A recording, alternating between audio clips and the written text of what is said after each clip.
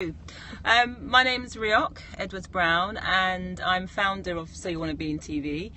We're a London-based social enterprise and we address the lack of diversity and financial disadvantage, thank you, in TV and the creative industries. And the creative industries obviously include tech, digital, social media, gaming, etc. And the reason why I actually started So You Want to Be in TV was after my son was shot and stabbed while in school.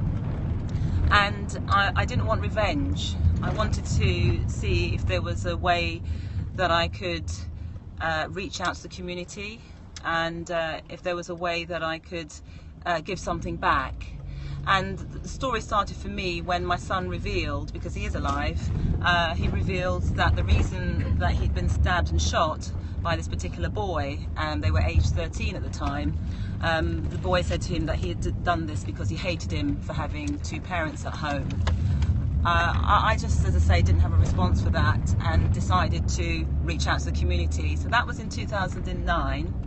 6 years on, we've helped over 2,000 disadvantaged, financially disadvantaged and diverse young people in London who have a passion for TV.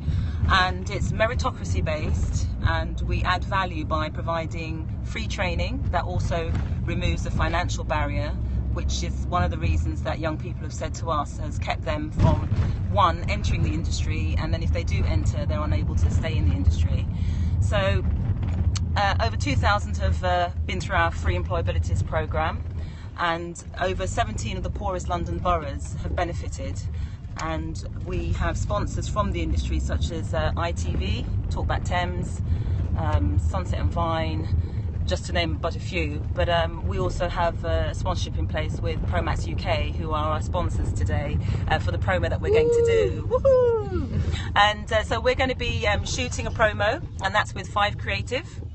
Thank you, 5 Creative, at MV Post-Production House. Thank you, MV Production House. And you're going to meet 2 more of the Pericaster team. And the whole thing about why I started this was that I wanted to listen and learn from the community. And the one thing that I've been saying to the industry all along is that the answers to the lack of or shortage skills in the industry and the lack of diversity, the answer is in the community. And that's who we need to engage with more. So as a social enterprise, we actually go out to the community and we source all the young talent that we can find. We then train them up, and then they go and interview. That's where it's meritocracy based. They go and interview for opportunities within the industry across work experience, internships, apprenticeships, as well as jobs. And 65% of those that we've mentored have entered TV. So we're on our way today to, as I say, do the shoot. And what we're going to be also showing you is you'll be able to see some of our guys in action helping out at the shoot, and they come from all walks of life. We're non-prescriptive, we don't have an age limit, and we are focusing really on entrepreneurial skills, because these are the skills that all young people are going to really have to have on board as we go across the horizon, into the new sort of mega trends that are obviously facing us now. And so we're up to date. We only use broadcast professionals, and that allows us to introduce our young people to the real world of work. We manage that expectation, and this isn't the X Factor. I love you, Simon Cowell, by the way, but this isn't the X Factor. This is about great stuff. Oh, thank you very much for that. This isn't X Factor, although I love it. This is about the real world of work. We are talking about entry level, runners, joining and partnering with, production schemes, drama schemes, news. We go across over 48 different careers in television, PR, marketing, promos, engineering, tech, as I've mentioned, to name but a few. So real world of work, teaching young people entrepreneurial skills, managing that expectation, and actually saying to the industry, if you want to create that change, then partner with organisations such as ourselves. So what we put together are bespoke, diverse talent pipelines, and this means that we have a 5-stage process, 5.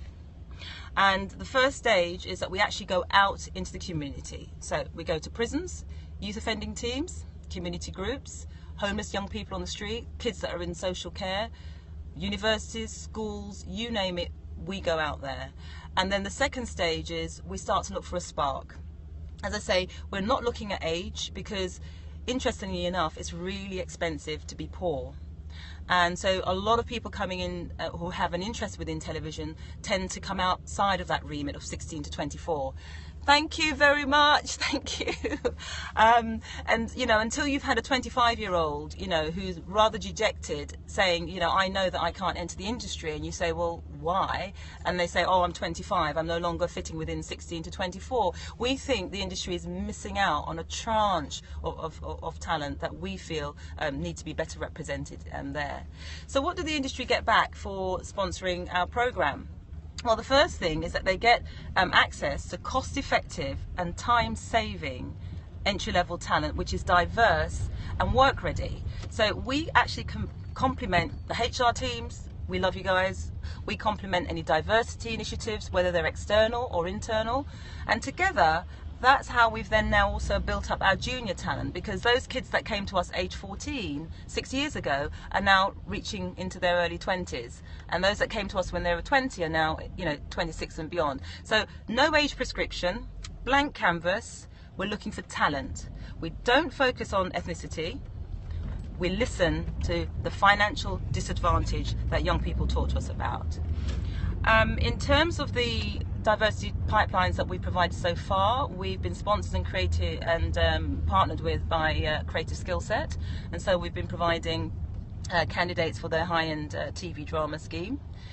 We've also partnered with ITN, and we also take young people down to their open days specific to news, and we can name another 48 different parts of the industry that we can source, train and present to the industry in any one of a number of strands within the industry.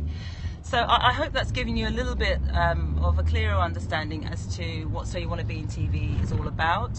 And as the afternoon goes on, I'm going to allow the lovely Pericast team, okay, to just to literally just give you an insight, and you'll be able to see some of the candidates as well.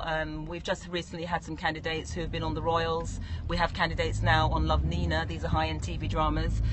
We have candidates that have been at ITV. We have candidates that are interested in finance within television. But it'd be great if the Pericast team can also let them say a quick hello.